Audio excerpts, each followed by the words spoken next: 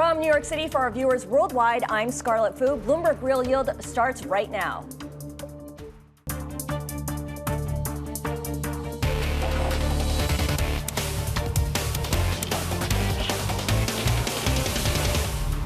Coming up, a massive wave of volatility hitting Wall Street, triggered by hawkish Fed commentary, which leaves a December interest rate cut in doubt. And an unsteady credit market leads to a rare pulled sale in U.S. high grade. We begin with the big issue, a market that's actively repricing the Fed's next move. If the Fed does not deliver on the easing, the markets are going to reprice, all markets. That's the spark that lit this thing. Main Street is hurting. There's a broad array of risks to look at that the Fed has to deal with. You have to weigh both sides of the mandate here. The Fed is going to have to figure out what things do they prioritize. The October data is going to be very noisy, and it's going to be affected by the government shutdown. It's going to take until probably the end of January until we get a clear read, at least on something like the labor market. There is no more powerful economic force globally than the U.S. consumer. And if the U.S. consumer doesn't have a job, they can't spend. We actually might see a slight tick up in the unemployment rate. Full employment will be the challenge for the next couple of years. The outlook on inflation or the inflation read is going to be the most important. It's very likely that we won't get any more inflation data through the December meeting. Quality of the data was already not excellent, but not having it at all makes it really, really difficult. When push comes to shove, we'll get that additional 25 basis point cuts in December. So we have a data-dependent Fed, but no data to speak of. And here's what pricing for a rate cut now looks like as momentum in the equity market sputters. So the blue line tracks the Morgan Stanley Momentum Index. Pay attention to the far right side of this chart, which really shows when the government shutdown began. And momentum was fairly strong. That's the blue line. Now that the shutdown is over, the odds of a rate cut has dropped to less than 50% from near certainty about 1 month ago. And it all comes back to lack of clarity over how the economy is actually faring right now. The absence of official data over the past 6 weeks has created a vacuum that will soon turn into a flood. Among the data points that were delayed, you have monthly jobs, you have weekly jobless claims, you have retail sales, CPI, PPI, GDP, factory orders, housing starts, durable goods, the list goes on. Fed officials are now signaling caution in this data desert. It's very important that we tread with caution here. I think there is limited room to ease policy further without policy becoming overly accommodative. We have inflation that's still too high, running at about 3%. Some sectors of the U.S. economy look like they're doing great. Some sectors of the labor market look like they're under pressure. How do we make sense of these mixed signals? When I look at both of those things, on balance, I think we need to remain somewhat restrictive to continue putting pressure to bring inflation down towards our target. Joining us now for our macro roundtable is Brian Quigley. He is head of mortgage-backed securities and agencies within Vanguard's fixed income group, and Kelsey Berro, fixed income portfolio manager at JPMorgan Asset Management. So between today and the FOMC, we have 17 trading days, and there's a lot of data that has to come out that may or may not come out during that time. But the wild card is really the timing of these data prints. We're going to see a cluster of volatility that normally takes place over a couple of months, and instead it's going to be compressed. Brian, let me start with you. Will the data dump be disruptive or more of a shrug of the shoulders? Because we did get alternative sources of data. Well, like you said, the market's been starved for data over the past month and a half. And the market's really eagerly awaiting these releases that we're expecting to start next week and hoping for clarity on the current situation in the economy. Unfortunately, I'm not sure we're going to get that clarity. As you mentioned, the data is going to be coming out on a lag, on a delay. We're talking about September payrolls hitting next week, so that's 2 months old now. And then there's going to be questions around consistency and accuracy of the data. And so we think it's going to, the picture is going to remain quite cloudy for the next several months. So, Kelsey, what assumptions are you making in the absence of official data, and how are you preparing for this flood? Yeah, so it's interesting because, yes, we don't have official data, but we actually feel like there's a fair bit of data to review and to pore over, and that we have been on, particularly on the labor market, even with the government shutdown. And what we're seeing in terms of the labor market is it actually still remains very squishy.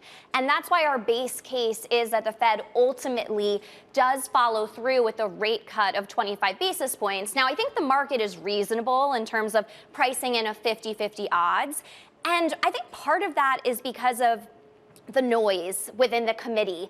I mean, but this really isn't new news. Think back to the September FOMC, and you look at that division. There were 9 people on the committee that thought that the Fed funds rate should be at the current level or higher, and 10 that thought it should be lower, right? So that's a bit of a split, but I think it's missing a bit of the forest for the trees, which is, if you look out further in 2026, 17 out of the 19 members think that the Fed funds rate is going to be lower than it is today by the end of next year. And so that's really, I think, the more important signal for the fixed income market more broadly. And Brian, you are saying you're thinking that the Fed doesn't even move in December, let alone go forward with what was planned for 2026. Yeah, so agree with Kelsey that the repricing, in the near term is appropriate. 50% probability on December at this stage probably seems about right.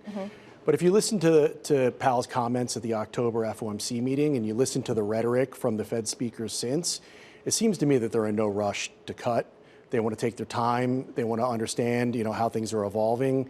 Based on our read on the data that has been available, the privately sourced data, the proprietary data that our economics team has put together, it looks like while hiring has slowed, it's actually stabilized at slower levels. You're not seeing an increase in the unemployment rate. We're not seeing jobless claims spike higher. And so it seems like there's a maybe uneasy, but a steady balance in the labor market, and the Fed's likely to pause here. Okay, likely to pause, and you believe that for 2026, we're actually going to get only 1 rate cut.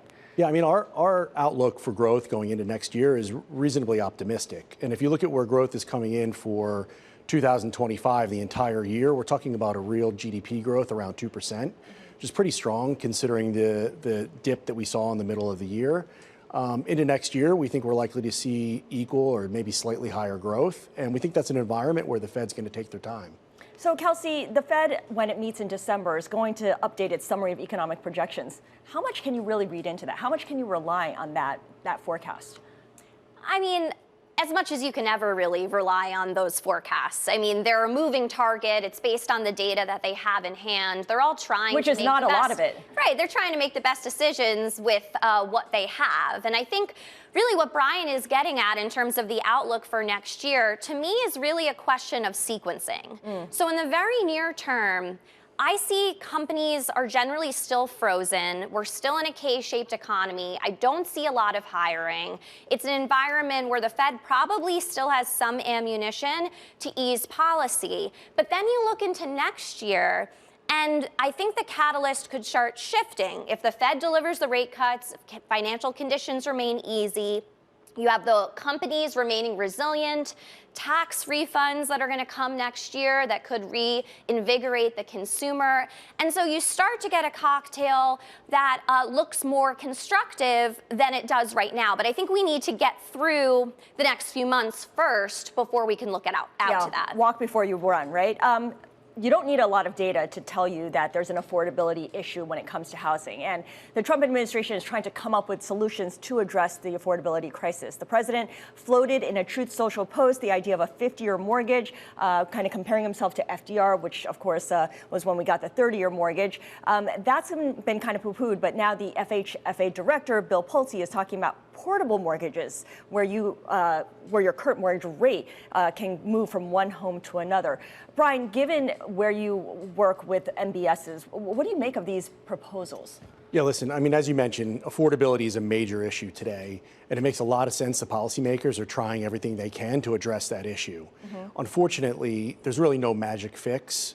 It would be great to bring mortgage rates down, and we have seen them come down as Treasury rates have fallen, as volatility has subsided. The mortgage market is it's a complex, it's a very efficient system.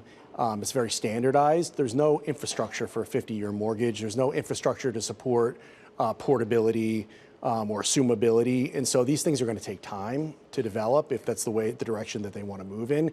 Unfortunately, it's not something that can happen overnight. Okay, so it's not like the MBS market can move along with a proposal like that. I don't think so. I mean, in our view, and we've done all the analysis, the real solution to the housing affordability issue is really just time. Okay. Kelsey, last question to you. How do you want to be positioned into year end when the new year begins? Where in the curve are the relative value opportunities? Yeah, so this gets back to this point about sequencing again, which is in the near term, I still see value in being long duration, particularly in the belly of the curve, especially if we see some wobbles and risk. You have seen that negative correlation between fixed income and equities, so fixed income serving as the diversifier or the ballast in your portfolio, that is working. And so I would continue to have that in your portfolio. And at the same time, I would say if you do get those wobbles and you see spreads in the high yield market start to widen, that's an opportunity to start buying into that in anticipation for a better year in 2026. All right, good stuff. Brian Quigley of Vangaurd and Kelsey Berro of JPMorgan Asset Management. Really appreciate your joining us on this roundtable on macro issues. Up next, we've got the auction block, because even during a bit of caution, U.S. high-grade issuance is still on a tear, passing $1.5 trillion, the highest annual level since 2020. We talk credit next on Real Yield here on Bloomberg.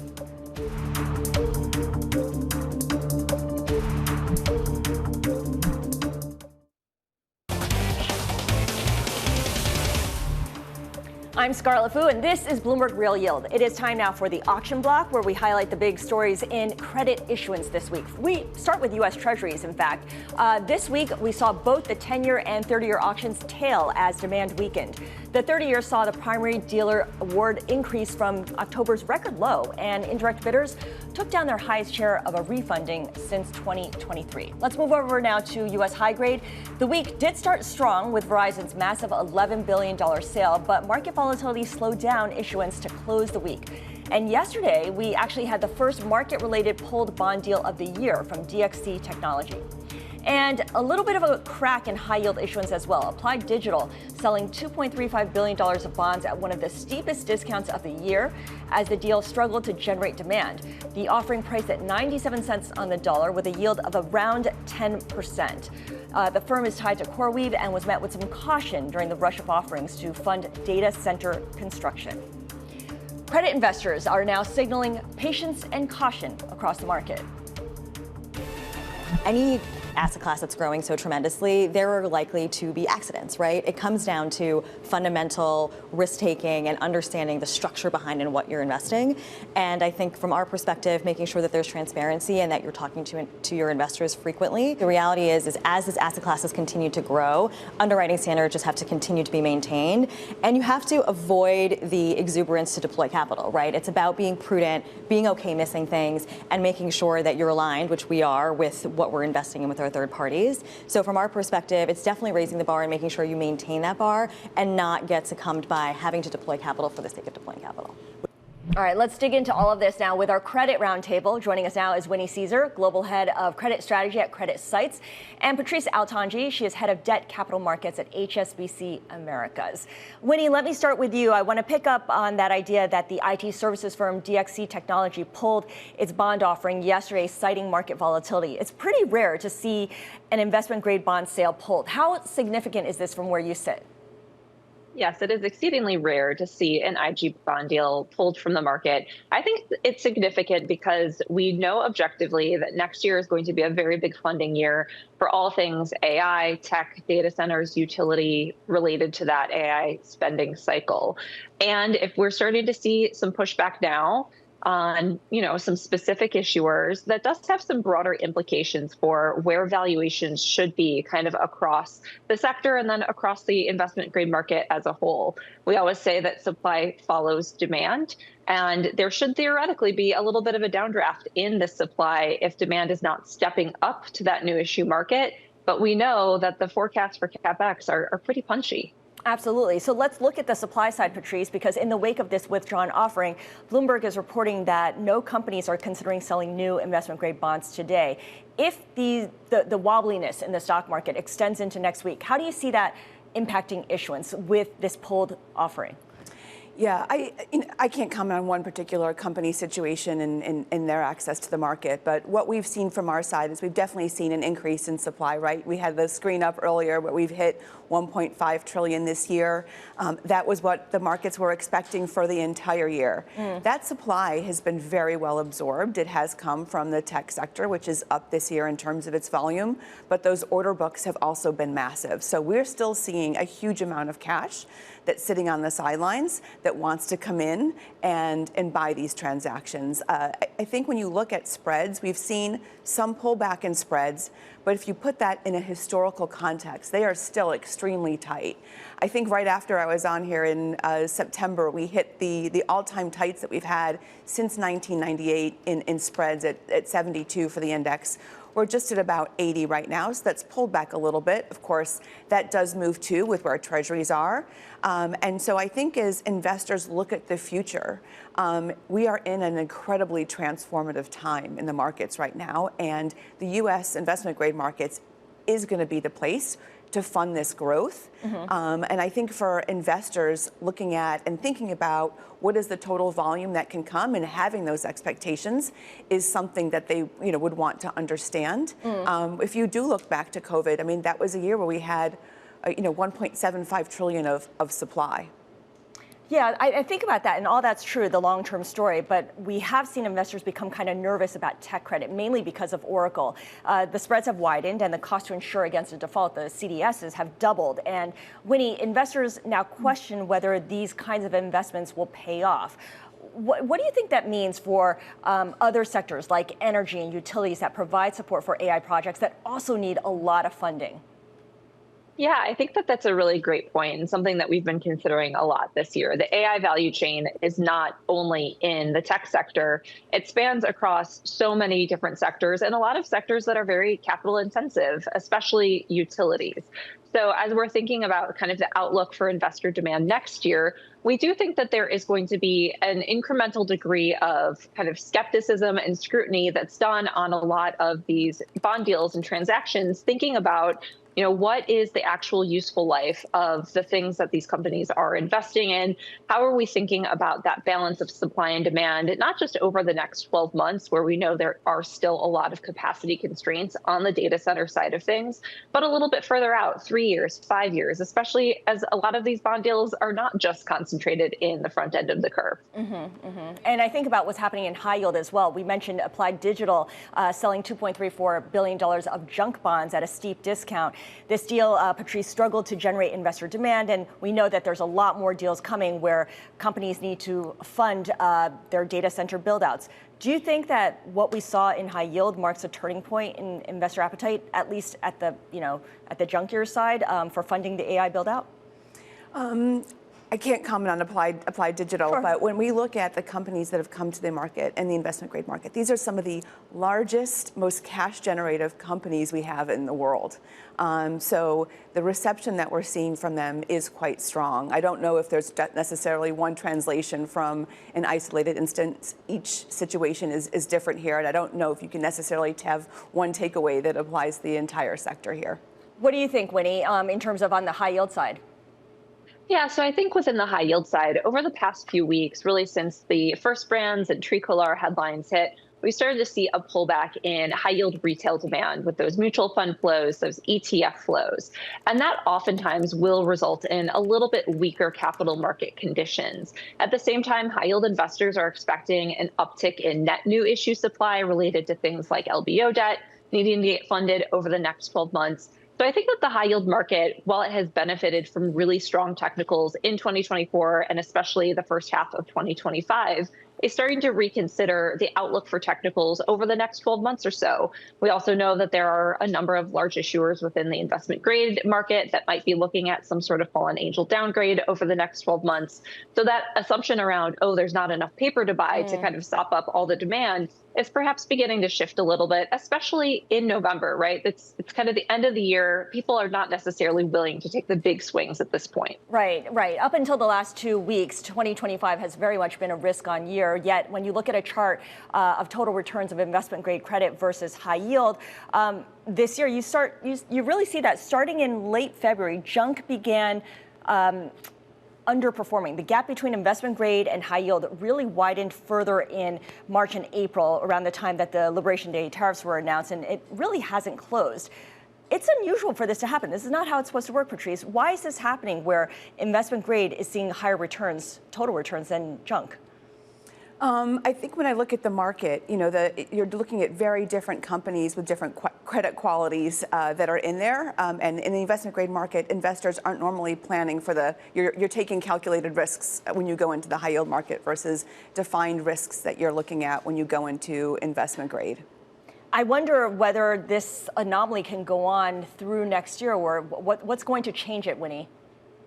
Yeah, so this year has really been defined by base rate performance and duration. We've seen kind of a nice move lower in the U.S. Treasury market, especially kind of in the belly to the long end of the curve. And that's had an outsized benefit on investment grade total returns because it is a longer duration asset class in general compared to high yield. At the same time, high yield has had a handful of kind of challenged issues, especially in the CCC segment, which has really underperformed higher rated parts of both the high yield and investment grade markets. We kind of expect that this dynamic could remain in place as we have an expectation that rates are going to continue to march lower and spreads are going to continue to march wider. And in that case, you would want to be a bit more up in quality, favoring investment grade over high yield. All right, Winnie, really appreciate it. Winnie Cisar of CreditSights, and Patrice, always a pleasure. Patrice Altongy of HSBC Americas. And if you want more talk on credit, check out the Bloomberg Credit Edge weekly podcast on the terminal and wherever you get your podcasts. Still ahead, we've got the final spread, which is the week ahead, potentially the return of official economic data. This is Real Yield on Bloomberg.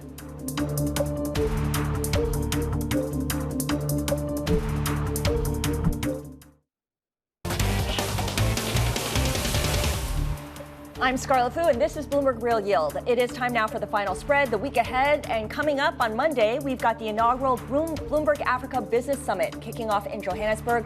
Over in Europe, it's Deutsche Bank Investor Day. Moving ahead to Tuesday, the Saudi Crown Prince visits President Trump at the White House. Microsoft Ignite begins, and we'll get earnings from Baidu and Home Depot. On Wednesday, NVIDIA reports quarterly results. Plus, FOMC minutes are released, and Bloomberg's New Economy Forum kicks off.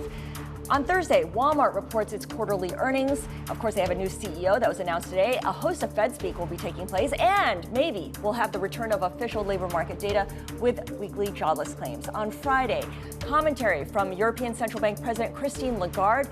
We also get an update on the University of Michigan consumer sentiment, more Fed speak, and earnings from BJ's Wholesale. From New York, that does it from us. Same time, same place next week. Check out Bloomberg Real Yield. This is Bloomberg.